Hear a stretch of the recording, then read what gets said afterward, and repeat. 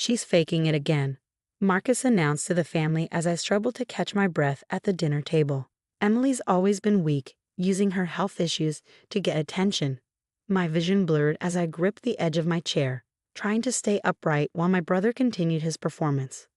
"My name is Emily, and at 32, I'd spent the last year battling mysterious symptoms that no one in my family believed were real. The dizziness, the chronic fatigue, the sudden episodes of weakness. According to my older brother Marcus, it was all an elaborate act to avoid adult responsibilities. Maybe if you actually worked a real job instead of your little online business, you wouldn't have time to invent medical problems," Marcus continued, cutting into his steak while our parents exchanged worried glances. "Real people push through their issues. They don't collapse at every family dinner." I wanted to respond, to defend myself, but the room was spinning too fast. The familiar metallic taste filled my mouth as spots danced across my vision. I need to. Before I could finish, everything went black. I woke up on the dining room floor, my mother's concerned face hovering above me while Dad called 911. Marcus stood in the corner, arms crossed, rolling his eyes. "Congratulations, Emily. You've ruined another family dinner. Hope you're happy." The EMTs arrived quickly, checking my vitals and asking questions about my medical history. Marcus jumped in before I could speak. "She's been doing this for attention since we were kids. Always the fragile one, always needing special treatment. Don't waste your time." The lead EMT, a kind-faced woman named Sarah, turned to him with a sharp look. "Sir, unless you're her medical proxy, I need to hear from the patient." She helped me onto the stretcher, ignoring Marcus's scoffs. In the ambulance, I tried to explain my symptoms to Sarah. The episodes had started a year ago, shortly after Marcus moved back home following his divorce. Each time I had an attack, he'd be there, telling everyone how I was just being dramatic, how I needed to toughen up. "Your brother seems to have a lot of opinions about your health," Sarah observed, taking my blood pressure. "Has he always been like this?" I thought back to our childhood. Marcus had always been the strong one, the athlete, the achiever. I was the quiet one, more interested in computers and digital art. When I started my online design business, he called it a hobby. When it became successful, he said I was lucky. Nothing I did was ever good enough. At the hospital, the doctors ran tests while Marcus continued his commentary to our parents in the waiting room. "She's probably just stressed because her little website isn't making money. Some people can't handle real life." What Marcus didn't know, what none of them knew, was that my little website had become a six-figure business. I kept my success quiet, tired of his dismissals and criticisms. But as I lay in the hospital bed, watching nurses draw vial after vial of blood, I realized something else I'd kept quiet: how often these episodes happened when Marcus was around. The next morning, Dr. Patterson, a neurologist, came to my room with a concerned expression. "Miss Sullivan, I've reviewed your preliminary tests, and something unusual caught my attention." She glanced at my chart.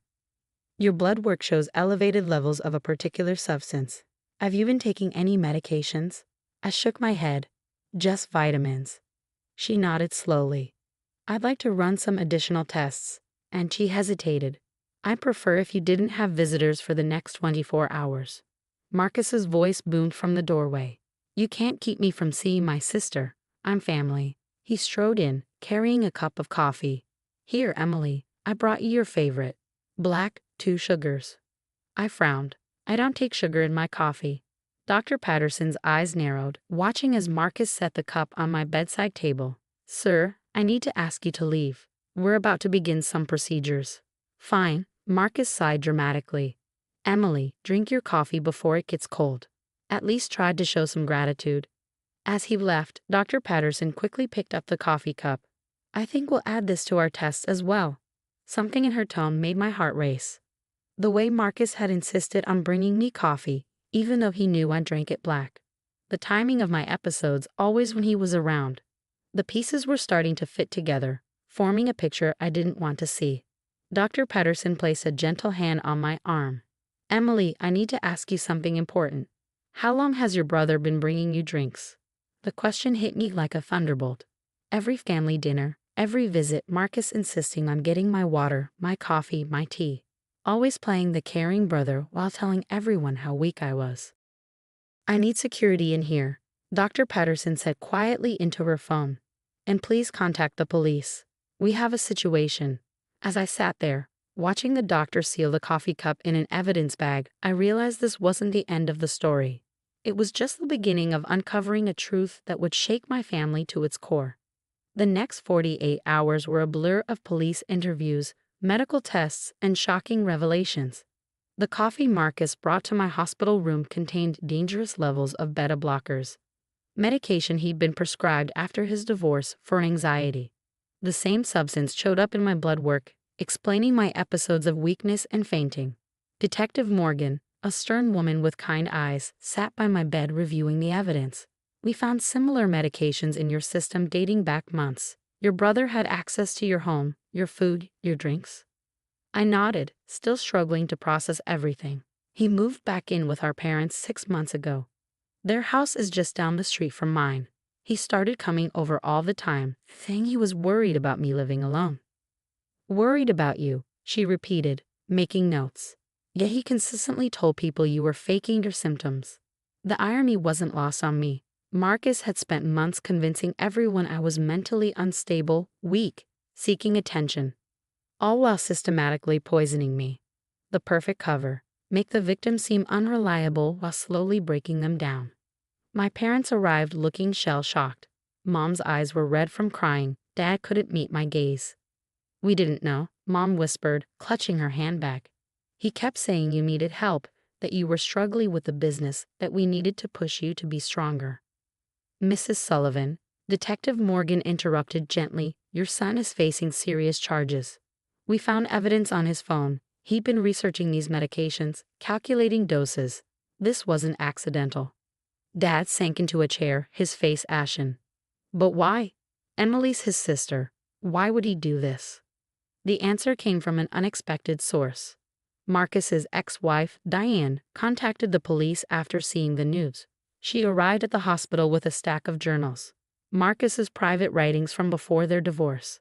He was obsessed with control, Diane explained, her hands shaking as she handed the journals to Detective Morgan. When Emily's business started taking off, he couldn't handle it. She was succeeding while his life was falling apart. The journals, they're disturbing. He wrote about making her dependent, proving she was weak without him. The detective read through the pages, her expression darkening. He planned this for months. The divorce was just the trigger. When did Emily's business start showing significant growth? About a year ago, I said quietly. I landed some major clients, expanded my team. Marcus kept calling it beginner's luck, saying it wouldn't last. That's when he started getting aggressive about Emily's health issues, Mom added, realization dawning on her face. He insisted on bringing food to family dinners, always served Emily himself. Detective Morgan nodded grimly. Classic control behavior. Make the victim appear unstable while creating actual health problems. If nobody believes them, they can't get help. The hospital kept me under observation for another week, monitoring my system as it cleared the medications. Each day brought more strength, more clarity. The fog I'd been living under slowly lifted, revealing just how calculated Marcus's actions had been. Security cameras from my home, installed months ago when I started feeling unsafe, provided the final evidence. Footage showed Marcus entering while I was working, adding something to my water pitcher, my coffee maker, even my tea bags. The worst part, he often filmed my episodes on his phone, showing them to family members as proof of my mental state. Each video now served as evidence against him, showing how he'd orchestrated my declining health while playing the concerned brother. My parents struggled with guilt, remembering how they'd sided with Marcus. We should have listened, Dad said one evening, his voice heavy. All those times you said something wasn't right. He manipulated everyone, I reminded them, though part of me still hurt from their dismissal. He knew exactly what he was doing. The business I'd worked so hard to build had suffered during my mysterious illness. But now, with my mind clear and strength returning, I could finally focus on rebuilding. My team had kept things running, proving Marcus wrong about its stability. As I prepared to leave the hospital, Dr. Patterson shared something that chilled me to the bone. The doses were increasing, she said, reviewing my charts. If you hadn't collapsed at that dinner, if we hadn't caught this, she didn't need to finish the sentence. Marcus hadn't just wanted to control me. His endgame was much darker. Detective Morgan visited one last time before my discharge. He's not getting out anytime soon, she'd assured me. The evidence is overwhelming. The journals, the videos, the security footage, he documented his own crime. I looked out the hospital window, watching the sunset paint the sky in brilliant colors. For the first time in months, my vision was clear, my mind sharp. Marcus had called me weak, had tried to break me down. But in the end, he only proven one thing. I was stronger than he ever imagined. But this wasn't the end of my story. It was just the beginning of my recovery, and I had one more surprise in store for my brother. One that would show him exactly who the weak one really was. 6 months after leaving the hospital, I stood at the podium of a packed conference hall, preparing to give the keynote speech at the National Digital Entrepreneurs Summit. The irony wasn't lost on me. My little website had become one of the most talked about success stories in the industry. Today, I'm not just here to talk about business growth. I began, my voice steady and strong. I'm here to discuss something more important, recognizing and surviving domestic abuse, even when it comes from your own family. In the audience, I could see my parents, tears in their eyes but pride on their faces. Next to them sat Detective Morgan and Dr. Patterson, both of whom had become unexpected allies in my journey. The security footage from my house had become a training tool for medical professionals, helping them identify signs of deliberate poisoning in domestic situations. My brother spent months convincing everyone I was weak.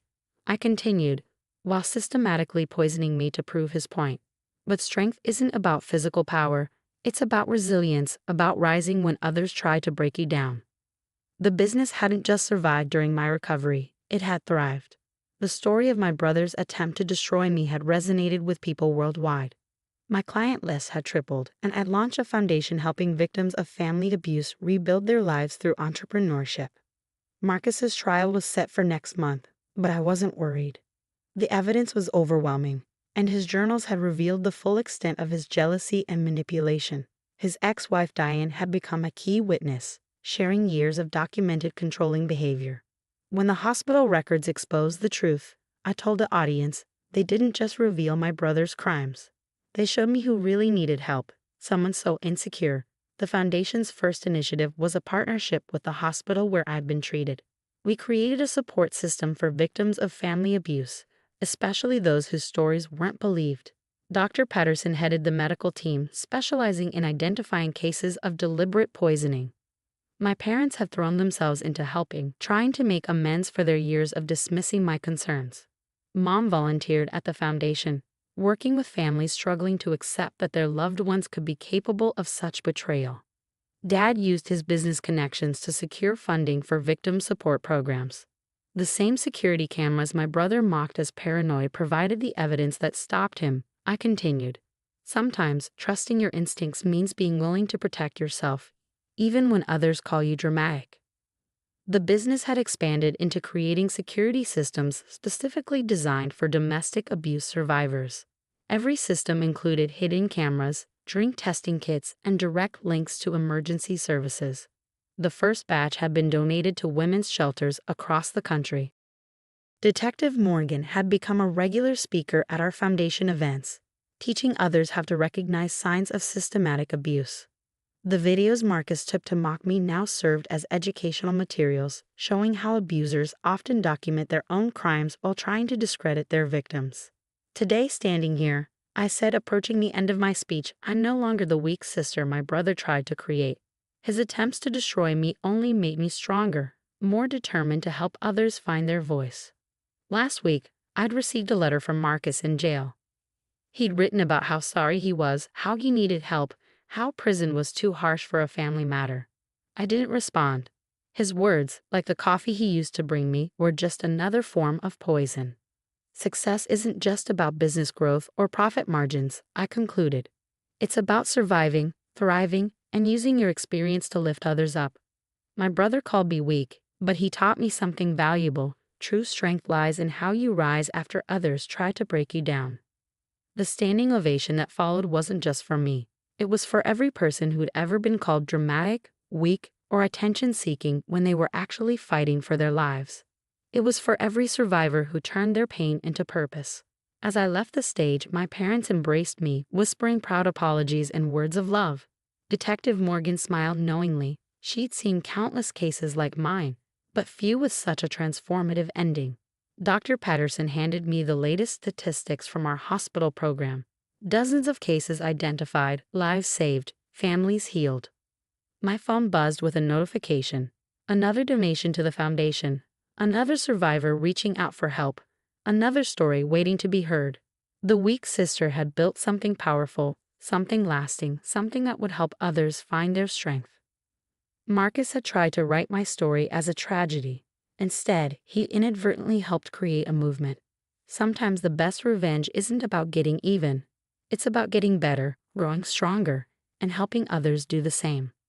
The hospital records hadn't just told my story, they'd helped me write a new one, not just for myself, but for everyone who needed to know that being called weak doesn't make it true. Sometimes it just means you're strong enough to threaten someone else's control. They deserve it more, my mother-in-law, Margaret, sneered, standing in my children's now empty bedrooms. Ashley's kids are used to the finer things in life. Your children can sleep in the basement for now. I stood frozen in the doorway, staring at the bare walls where my kids' artwork had hung just hours ago. All their belongings, photos, toys, books had been carelessly tossed into boxes and dumped in the basement. In their place were designer suitcases and expensive electronics belonging to my husband's wealthy cousin Ashley's children. My name is Emma Carter, and at 35, I never imagined I'd be fighting for my own children's space in what was supposed to be our home. My husband, James, was away on a 2-month business trip, and his parents had taken it upon themselves to reorganize our living arrangements without consulting either of us. Where are Tommy and Sarah supposed to sleep? I asked, trying to keep my voice steady despite the rage building inside me.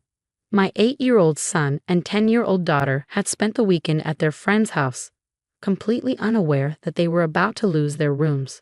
The basement is perfectly fine, Margaret waved her hand dismissively. We've put some old mattresses down there. Besides, Ashley's children need a proper environment to maintain their standard of living. You understand, don't you? No, I didn't understand. Ashley, James's cousin, had apparently fallen out with her husband and needed a place to stay with her 3 kids. Instead of offering their own sprawling 5-bedroom house, my in-laws had decided to commandeer my children's rooms in our modest 3-bedroom home. This is our house, I said firmly. You can't just make these decisions without. Actually, dear, my father-in-law, George, interrupted, emerging from Tommy's room with a smug smile. This house belongs to us. Or have you forgotten who helped with the down payment? Of course. They never let me forget that they contributed to the down payment 5 years ago, when James and I bought the house. It was a loan we'd been steadily repaying, but in their minds, it gave them eternal authority over our living space. Where are my children's things? I asked, heading toward the basement. Careful with those boxes, Margaret called after me. We had to move quickly to make room for Ashley's Pottery Barn furniture. Some things might have gotten mixed up. The basement looked like a war zone. Boxes were strewn everywhere, their contents spilling out haphazardly. I found Sarah's favorite stuffed elephant, a gift from her grandmother, my mother, before she passed away, crushed under a heavy box of books. Tommy's carefully assembled Lego creations lay in pieces. My hands shook as I picked up the broken pieces of my children's lives.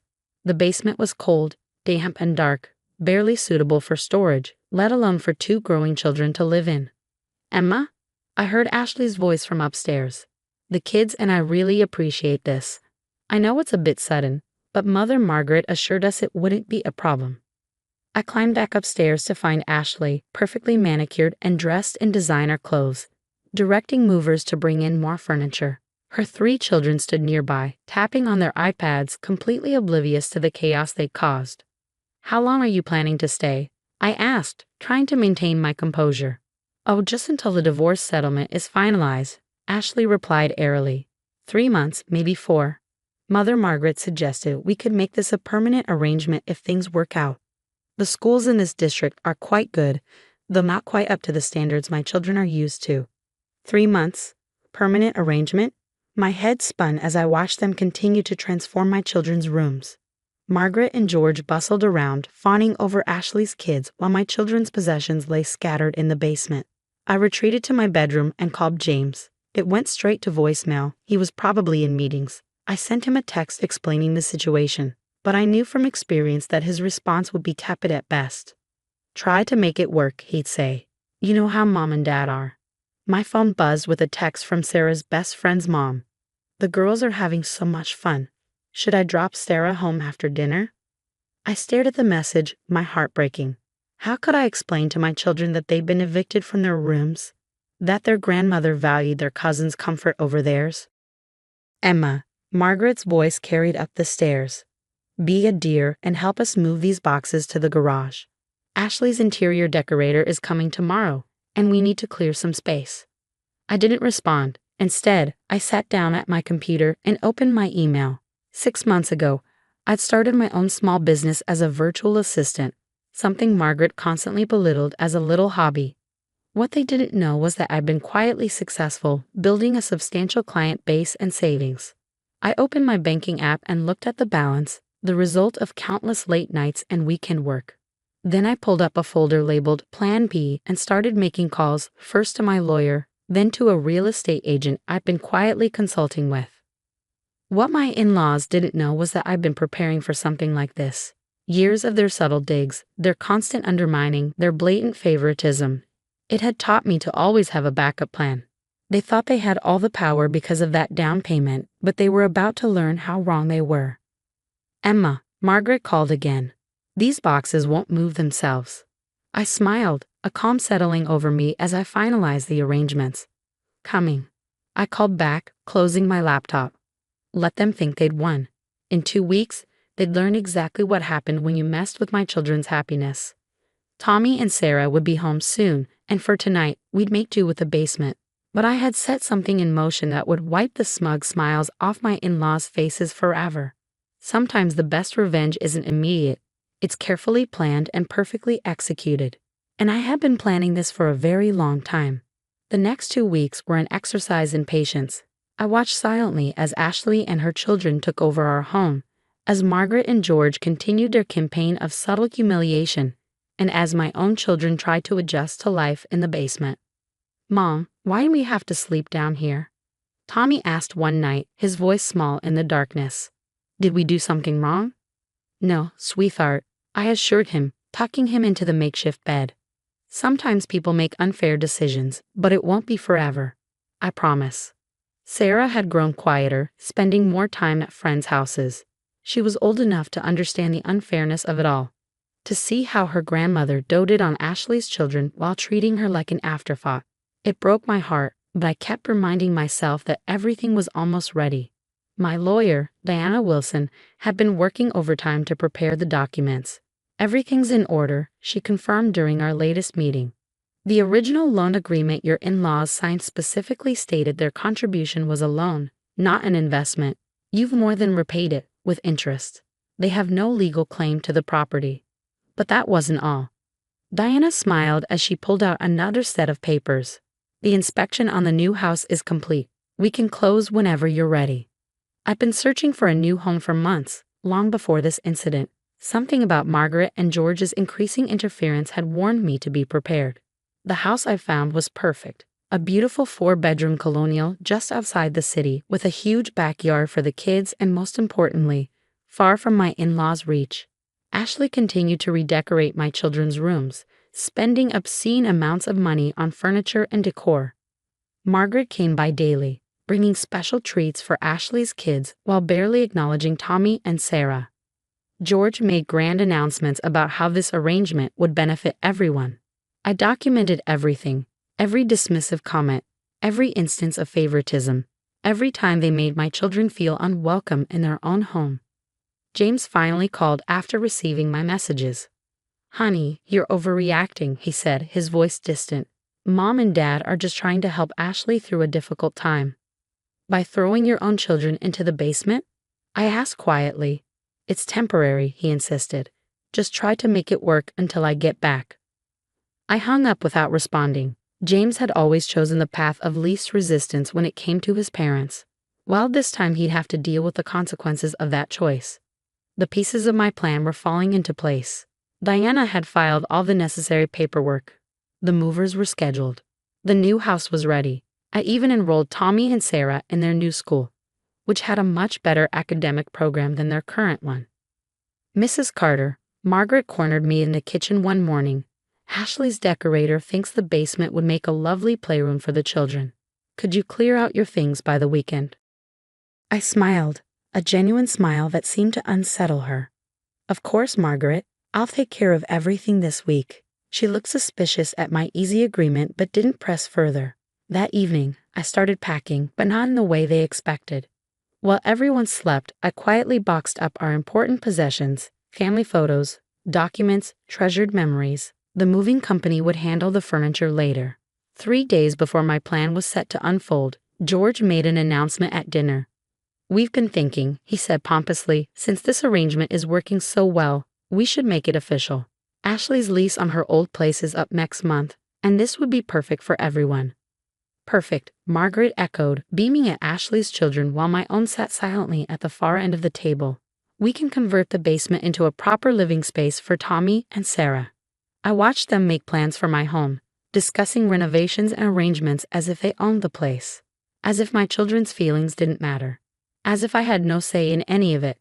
That night, as I helped Sarah with her homework in our cramped basement corner, she looked up at me with tears in her eyes. "Mom, are we going to live down here forever?" I pulled her close, breathing in the scent of her hair. "No, baby. In fact, I have a surprise for you and Tommy. But you have to keep it a secret for just a few more days. Can you do that?"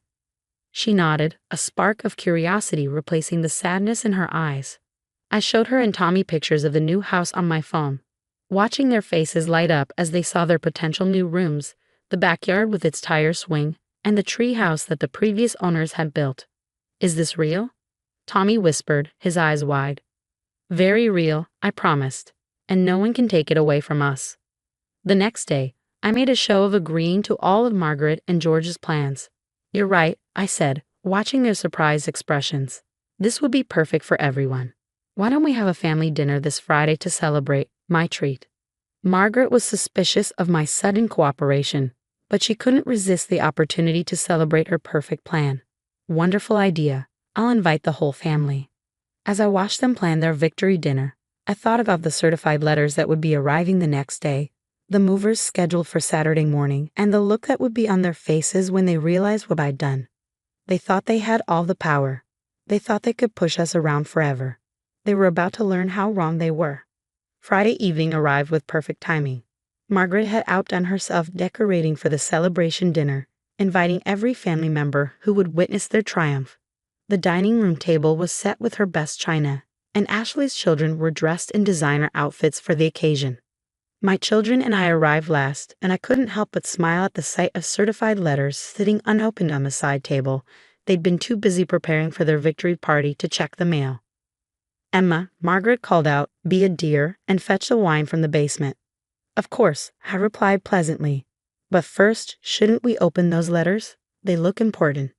George waved dismissively. "They can wait until after dinner." "Actually," I said, picking up the letters, "I think you'll want to read these now." I handed them their copies, keeping my voice steady. "They're from my lawyer." The room fell silent. Margaret's hand shook slightly as she tore open the envelope. I watched their faces as they read, watched the color drain from their cheeks as understanding dawned. "What is this?" George demanded, his voice rising. "You're serving us with repayment confirmation and a notice of property rights?" "That's right," I said calmly. "The loan you provided for our down payment has been repaid in full, with interest. As clearly documented, it was always a loan, not an investment. You have no claim to this house or any say in what happens here." "This is ridiculous," Margaret sputtered. "We're family. You can't." "Can't what?" I interrupted. "Can't protect my children. Can't stand up to your bullying. Watch me." Ashley stood up, her perfect composure cracking. "Mother Margaret, what does this mean?" "It means," I continued, "that your perfect plan has fallen apart. You see, this house is fully mine, and I'm selling it." The chaos that erupted was almost comical. Margaret started crying, George turned purple with rage, and Ashley's children actually looked up from their phones for once. "You can't sell the house." George roared.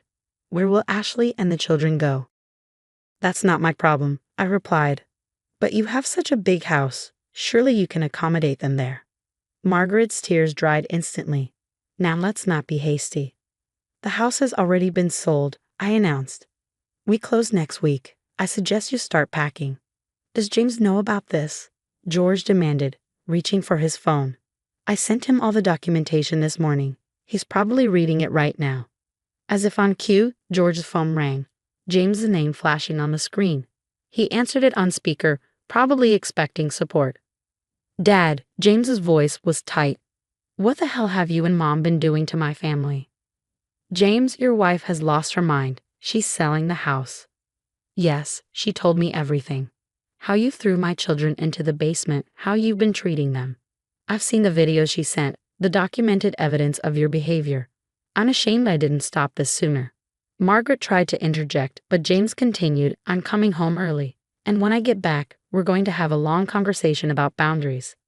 After he hung up, I turned to my shell-shocked audience. The movers are coming tomorrow. Tommy, Sarah, and I will be moving to our new home. You have until next Friday to find alternative arrangements for Ashley and her children. But where are you going? Margaret asked weakly.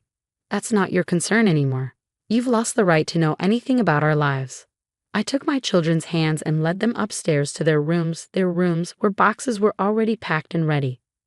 We spent the last week secretly preparing, and now everything was in place.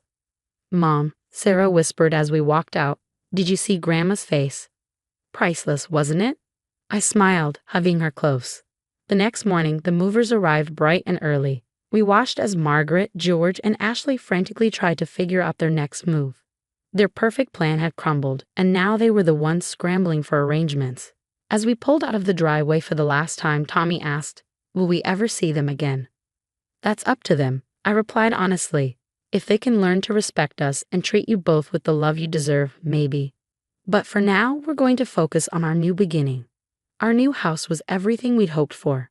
Tommy and Sarah spent the first day exploring every corner, planning how to decorate their new rooms that no one could take away from them. That evening, as we sat in our new living room eating pizza straight from the box, Sarah looked at me with a bright smile. Mom, you're kind of badass. I laughed, pulling both my children close. Sometimes you have to be, especially when it comes to protecting the people you love. James called later that night, his voice full of remorse. I should have stood up to them years ago, he said.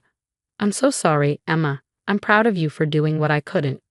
Just come home, I told him. We have a fresh start waiting for you. As I got ready for bed that night, I checked my phone one last time. There were dozens of missed calls from Margaret and George, several tearful voicemails from Ashley, and one text from Margaret that simply read, how could you do this to family? I smiled as I typed my response. Family protects each other. You should try it sometime.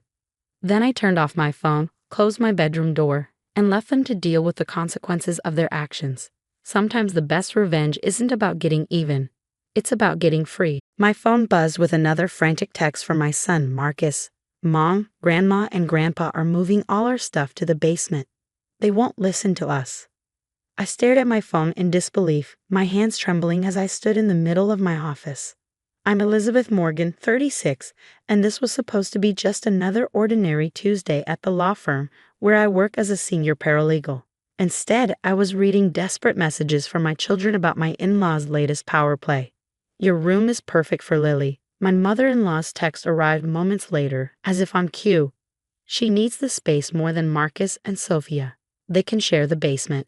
It's finished anyway, and they're old enough to understand. Lily, my brother-in-law's 8-year-old daughter, the golden grandchild who could do no wrong. The one my in-laws had been trying to accommodate ever since my brother-in-law, Mark, lost his job and moved back home with his daughter. I took a deep breath, my legal training kicking in. Stay calm. Document everything. Please stop moving my children's belongings, I typed back. We can discuss this when I get home. There's nothing to discuss, came the swift reply. We've already decided. The basement is perfectly fine for teenagers. My children were 14 and 12, and the basement had been strictly off limits to them since we moved in. Too dangerous, too damp, too many exposed pipes. Those were my in-laws' excuses whenever Marcus or Sophia wanted to use it as a play area. But now, suddenly, it was perfectly fine for them to live there. I glanced at the photo frame on my desk, my mom smiling back at me. She'd left me this house when she passed away 5 years ago, making me promise to always protect my children. My in-laws had moved in 2 years later when Robert, my husband, insisted they needed help with their medical bills. Just until they get back on their feet, he'd said. Now, they acted like they owned the place. Another text from Sophia. Mom, they're taking down all our posters. Grandma says they're too childish for Lily's taste. I grabbed my purse and car keys. I'm coming home. I messaged my kids. Just stay calm. Everything will be okay.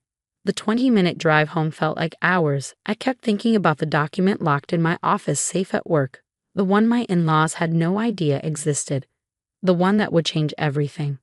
When I pulled into the driveway, the scene that greeted me made my blood boil. Marcus and Sophia sat on the front steps, tears streaming down their faces.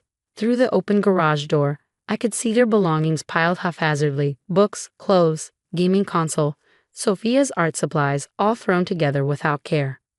My mother-in-law, Helen, stood in the doorway, arms crossed, looking triumphant.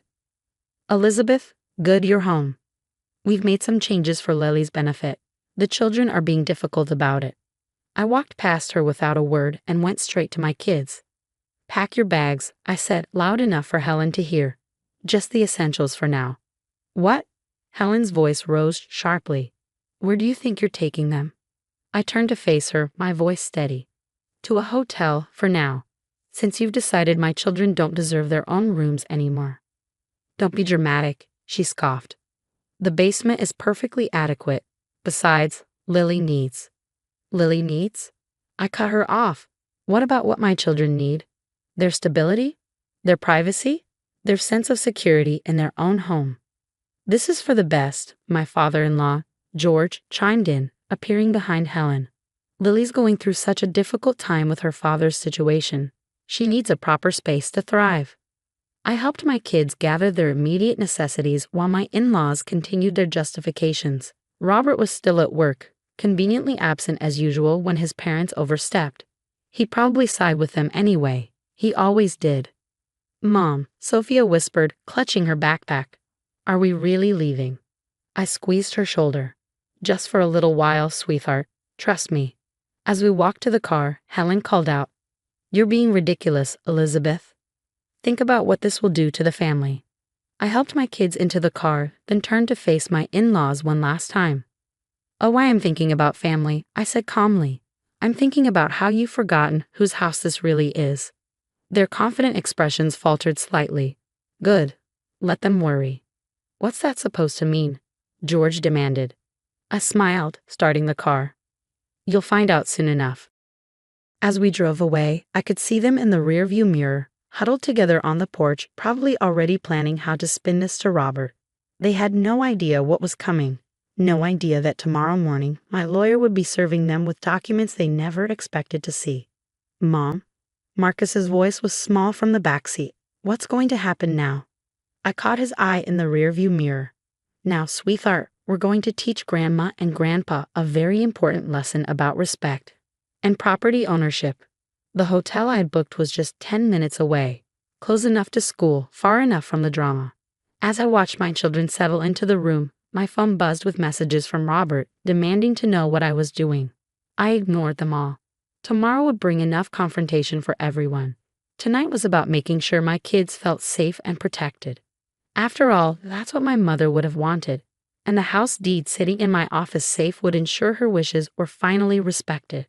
The next morning, I drove to work early, before my usual start time. I needed to retrieve something from my office safe, the document that would change everything. My mother's attorney had advised me to keep it secure, warning me that family situations could be unpredictable. How right she'd been. My phone had exploded with messages overnight. Robert had left 5 voicemails, each more demanding than the last. You're overreacting, he insisted. Come home, and we can work this out like adults. Helen and George had taken a different approach, sending guilt-tripping texts about family loyalty and how I was traumatizing poor Lily. They even gotten Mark involved, who messaged me about how his daughter needed stability during this difficult time. None of them mentioned my children's trauma. I pulled the deed from my safe, along with the other documents my lawyer had prepared. The truth was, I'd been ready for something like this. Ever since Helen and George moved in, they'd been slowly pushing boundaries, testing how far they could go. Moving my children to the basement wasn't just crossing a line, it was bulldozing right over it. My colleague Jessica appeared in my doorway as I was gathering the papers. "Ready?" she asked. As a real estate attorney, she helped me prepare for this moment. "More than ready," I replied, checking my watch. The process server should be arriving at the house right about now. I'd arranged for the documents to be served during breakfast, Helen and George's sacred family time that they'd insisted everyone attend. Well, everyone except my children, whom they'd planned to banish to the basement with their meals. My phone buzzed. A text from Robert. "What the hell, Elizabeth? Why is there a process server at our door?" I didn't respond. Instead, I gathered my things and headed to the conference room, where we'd arranged to meet in an hour. Robert had received a separate notice to attend a family legal consultation at my firm. He had no idea I was behind it. The next hour crawled by. I kept checking my phone, watching the messages roll in. "Helen, this is outrageous. You can't do this." "George, we're family. How dare you treat us like this?" "Mark, my daughter needs a stable home. You're being selfish." Finally, Robert burst into the conference room, his face red with anger. "What is this?" he demanded, waving the legal papers. "An eviction notice? For my parents?" I sat calmly at the conference table, Jessica beside me. "Sit down, Robert. We need to talk about the house. Specifically, who owns it." "What are you talking about? We own it together." "No," I said firmly, sliding the deed across the table. "We don't. My mother left the house to me specifically. It was never joint property." Robert's face paled as he read the document. This can't be right." "It's perfectly correct," Jessica interjected professionally. "The house has always been in Elizabeth's name alone. Your parents have been living there as guests who have now overstayed their welcome and violated the rights of the legal owner's minor children." Robert sank into a chair, still staring at the papers. "But they're my parents," he whispered. "They need a place to stay. They need to respect boundaries," I corrected him. "They need to understand that they can't just take over my children's rooms and relegate them to the basement. They need to remember whose house they're living in." "And Mark? Lily, where are they supposed to go?" "That's not my problem," I replied, though my heart ached for my niece. "Mark needs to step up and find his own place. He's been living off your parents' goodwill for too long, and they've been living off mine." Just then, my phone buzzed with a message from Marcus. "Mom, Grandma, and Grandpa are packing their things. They look really angry." Good. The process server had done their job. "The eviction notice gives them 30 days, I explained to Robert. "That's more than generous, considering they tried to force our children into the basement without any discussion." "You can't do this," he protested weakly. "Actually, she can," Jessica interrupted. "And if your parents fail to comply with the eviction notice, we're prepared to take further legal action." Robert stared at me, really looking at me, perhaps for the first time in years. "Why didn't you tell me about the deed?" "Would it have made a difference?" I asked quietly. "Would you have stood up to your parents when they decided to take over our children's rooms? Would you have protected Marcus and Sophia's rights to feel secure in their own home?" His silence was answer enough. "I love you, Robert," I continued, my voice softening slightly. "But our children have to come first. Your parents have been pushing boundaries for 2 years, and you've let them. Yesterday, they went too far." He rubbed his face with his hands, suddenly looking tired. "What do you want me to do?" "I want you to support this decision. I want you to help your parents and Mark find new places to live. Most importantly, I want you to understand that our children's well-being isn't negotiable." As Robert left the conference room, looking defeated, I felt a weight lift from my shoulders. The hard part wasn't over. There would be more drama, more guilt trips, more accusations of betrayal. But for the first time in 2 years, I felt in control of my own home again. My phone buzzed with another message, this time from Sophia. "Grandma's crying and saying we're tearing the family apart. Are we bad people, Mom?" I quickly typed back, "No, sweetheart. Sometimes standing up for what's right feels wrong at first. But I promise you, we're doing the right thing." The next few weeks were a storm of emotions and accusations. Helen and George alternated between icy silence and dramatic outbursts, making the house feel like a battlefield. Mark had already found an apartment, taking Lily with him. Apparently, he'd been saving money but preferred living rent-free at his parents' expense, or rather, at my expense. One evening, as I helped Marcus and Sophia move back into their rooms, Helen appeared in the doorway, her arms crossed. "I hope you're happy," she said bitterly. "You've destroyed this family." I continued hanging Sophia's art back on her walls, refusing to take the bait. "No, Helen. You destroyed this family when you decided my children were less important than your grandchild." "We were trying to help everyone," she protested. Lily needed her father to step up and find his own place," I interrupted. "Instead, you enabled his dependence and tried to sacrifice my children's well-being in the process." George appeared behind her, his face stern. "We found a condo," he announced. "We'll be out by the end of the week. Not that you've left us much choice." "I'm glad to hear it," I replied calmly, smoothing Sophia's bedspread. "I hope your new place helps you remember the importance of respecting boundaries." They left without another word, but I could hear Helen crying dramatically in the hallway. Once that sound would have filled me with guilt. Now, it just reinforced that I'd made the right decision. Robert had been staying at a hotel, claiming he needed space to think. He came by that weekend to talk, looking more humbled than I'd seen him in years. "I spoke with Mark," he said, sitting at our kitchen table. He'd admitted he'd been taking advantage of the situation. "He's actually making good money at his new job. He just didn't want to spend it on rent."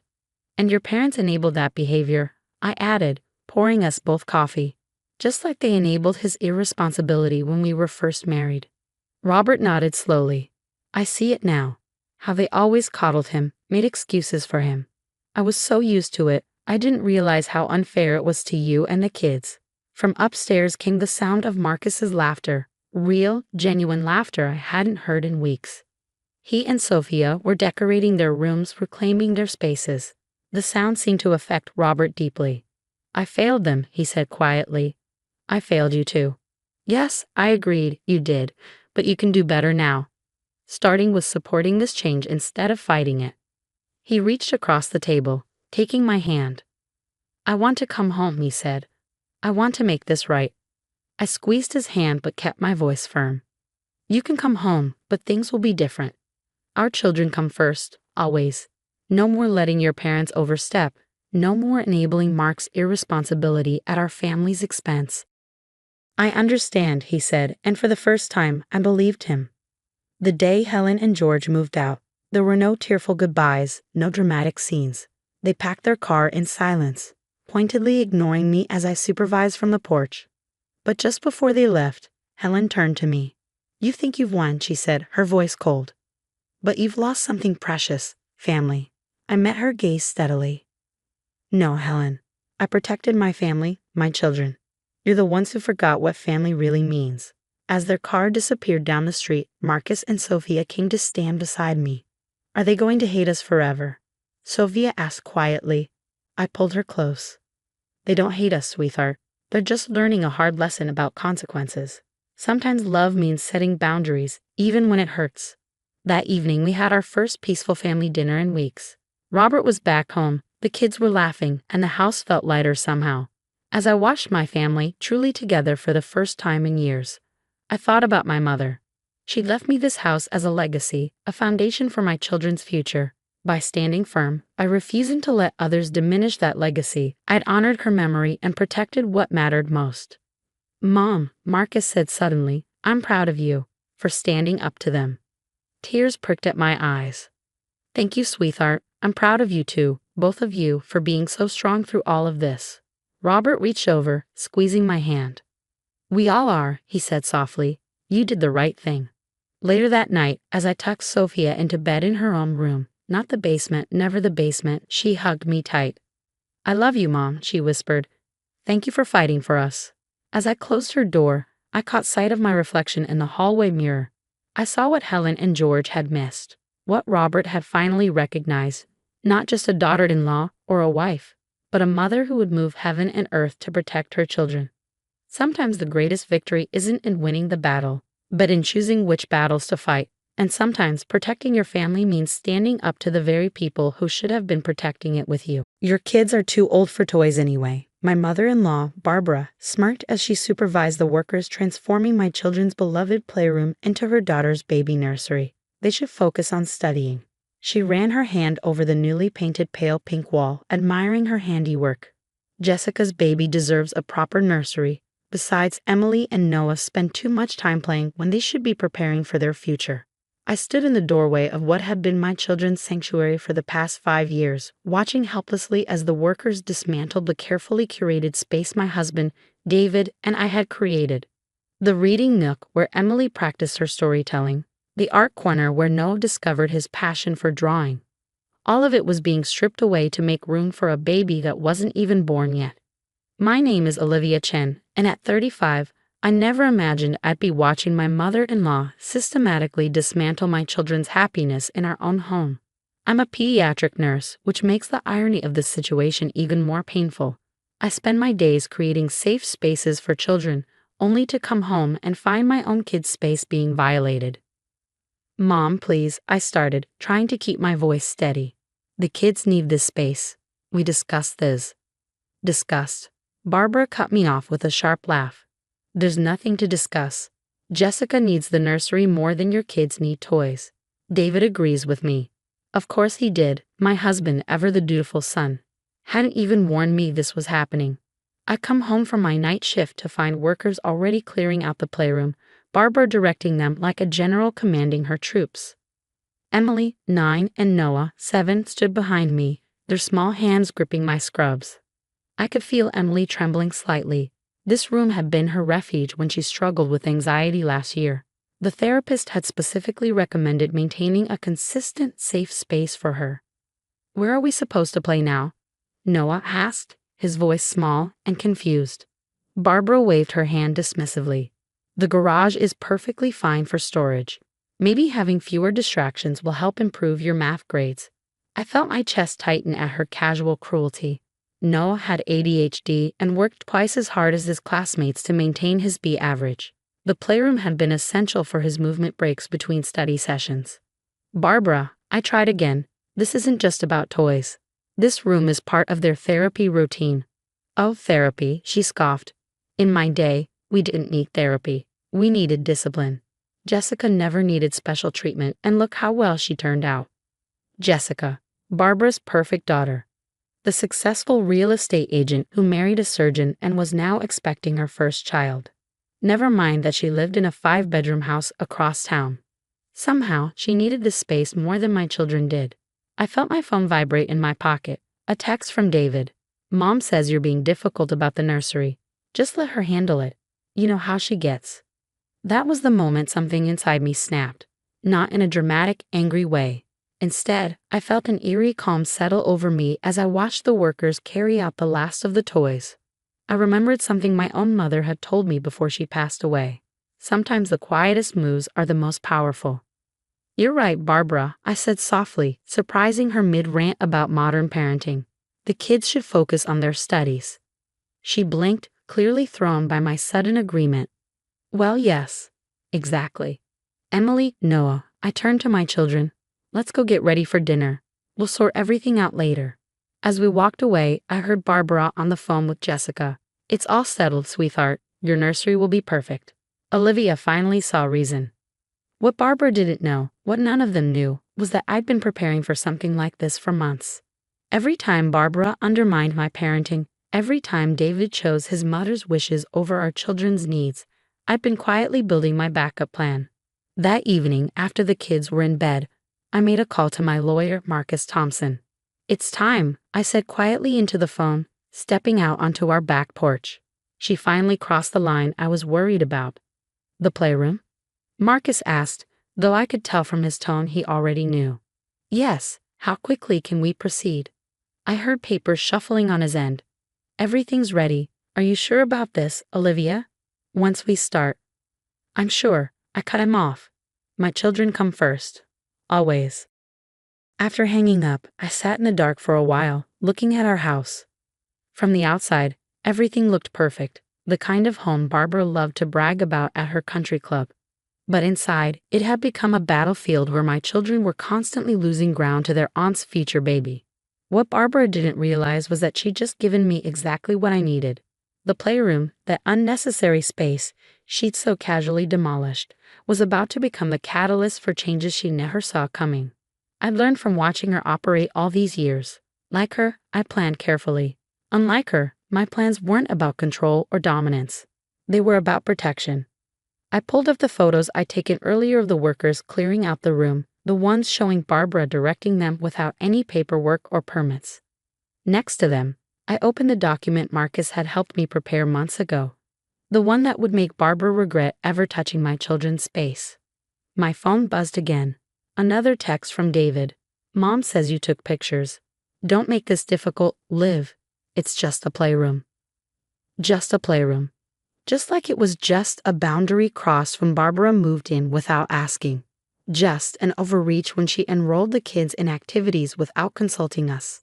Just a small thing when she rearranged our entire house to her liking. But this time, she'd messed with the wrong mother. I might be quiet, I might be patient, but I'd spent years documenting every overstep, every violation, every moment she put her daughter's wants above my children's needs. The playroom wasn't the beginning of her interference, but it was about to be the end. I sent a final text to Marcus.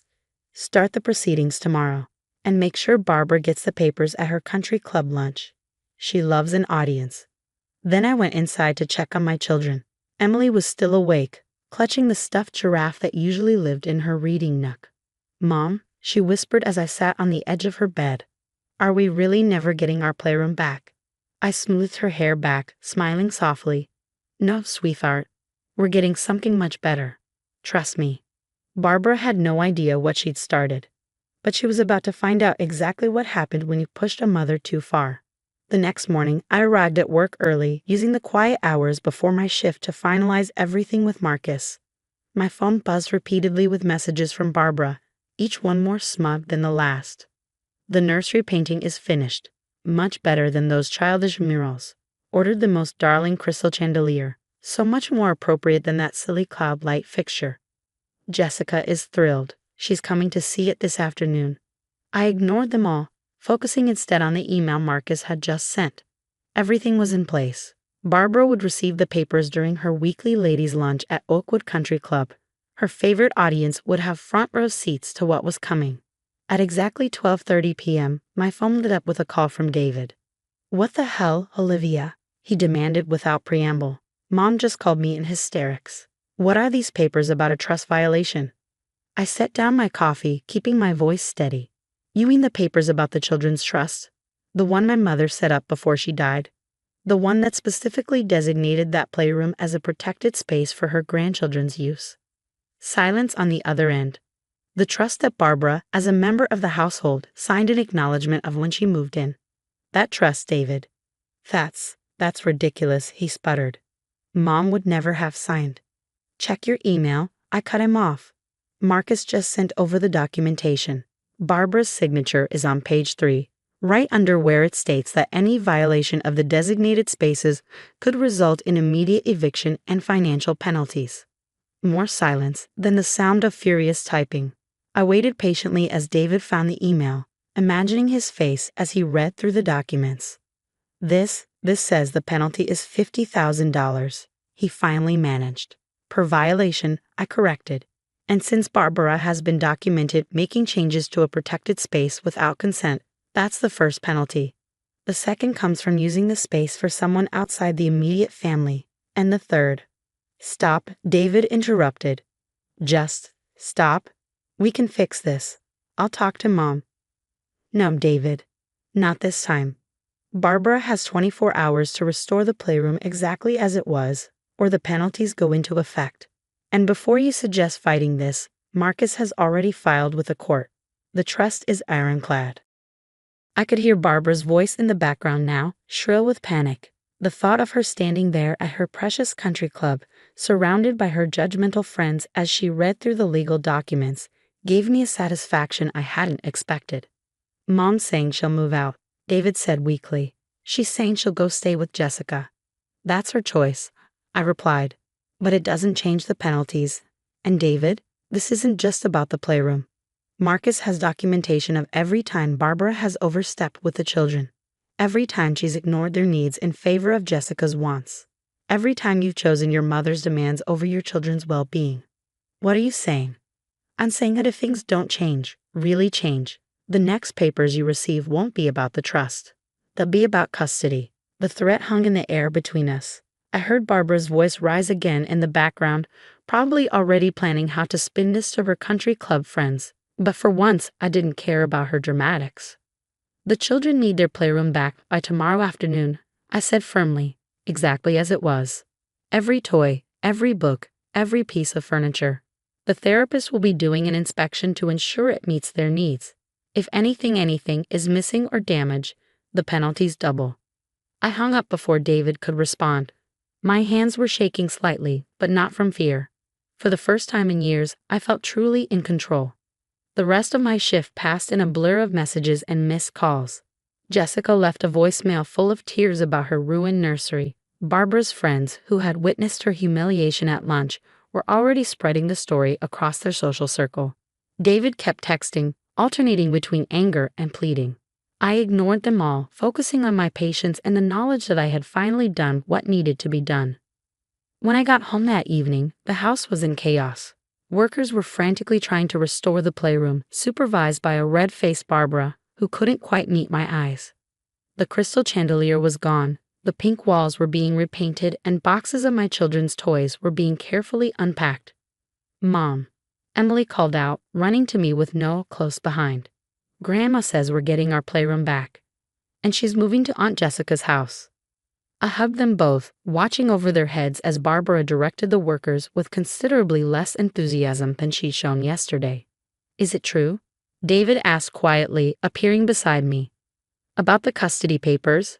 "Yes," I replied simply. "I love you, David, but our children come first. They always should have. It's time for you to decide what kind of father you want to be, one who stands up for his children or one who only sees them every other weekend." He flinched at that, but I saw something shift in his expression.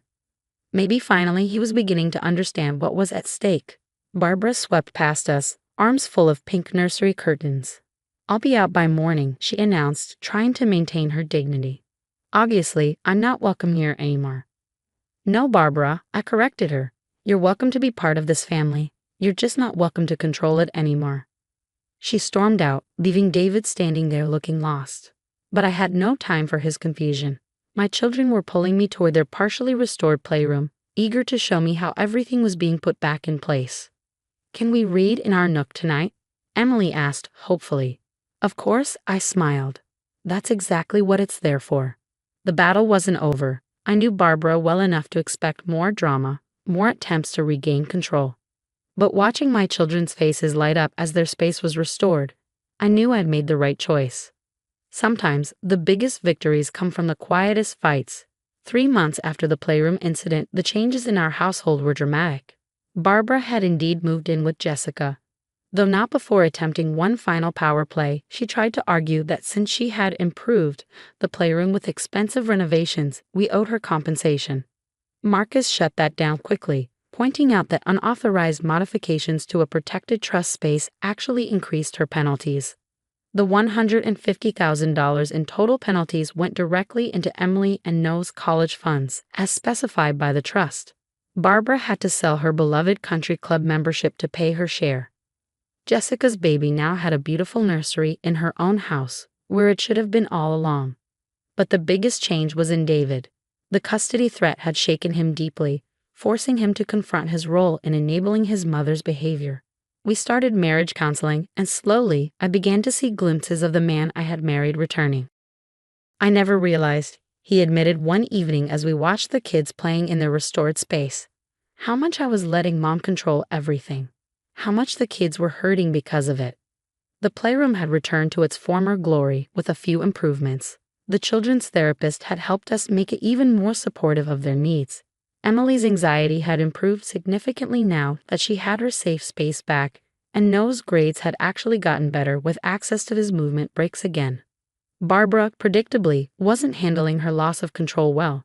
She had tried to rally her social circle against me, but the story had backfired.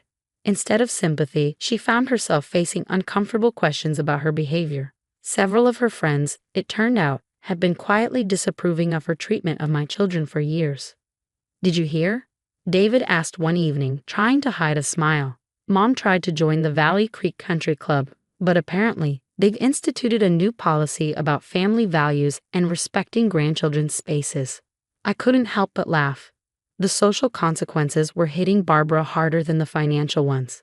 Jessica had been caught in the middle, her perfect nursery plans disrupted, but even she had begun to see things differently, especially after her son was born. "I can't imagine," she admitted during a carefully orchestrated family dinner, "someone taking away Ethan's space like that. Mom keeps suggesting changes to his nursery, and suddenly, I understand why you fought so hard." The trust remained our protection against future interference. Barbara had tried to argue that it was too restrictive, but as Marcus pointed out, she had no problem with its terms until they were enforced. Now, any major changes to the children's spaces required written approval from both David and me, with the therapist's input. 1 year after the incident, I stood in the doorway of the playroom, watching Emily help Noah with his reading. The space had evolved with them but remained their sanctuary. The cloud-like fixture still cast gentle shadows on the walls. The reading nook was worn with love, and the art corner was splattered with evidence of countless creative sessions. David came up behind me, wrapping his arms around my waist. "Mom called today," he said quietly. "She wanted to know if she could visit this weekend. I told her she's welcome, but the rules about the children's spaces are non-negotiable." "And?" She agreed, actually agreed, without arguing. I think she's finally starting to understand." I leaned back against him, remembering that day a year ago when I had watched workers dismantling our children's happiness. The quiet rage that had driven me to finally take action. The satisfaction of knowing I had been prepared. "You know what Emily said to me yesterday?" I asked David. "She said she feels safe here. Really safe. That's all I ever wanted for them." He tightened his arms around me. "I'm sorry it took me so long to stand up for that." From the playroom, we heard Noah's excited voice as he finished reading a page by himself. Emily's patient encouragement, the sounds of our children thriving in their protected space. Barbara would probably never fully change, but she had learned an important lesson. Some battles aren't won with dramatic confrontations or loud arguments. Sometimes the quietest preparation, the most patient planning, yields the most powerful results. And in our house, with our children's laughter echoing from their restored sanctuary, that victory resounded louder than any of Barbara's protests ever had.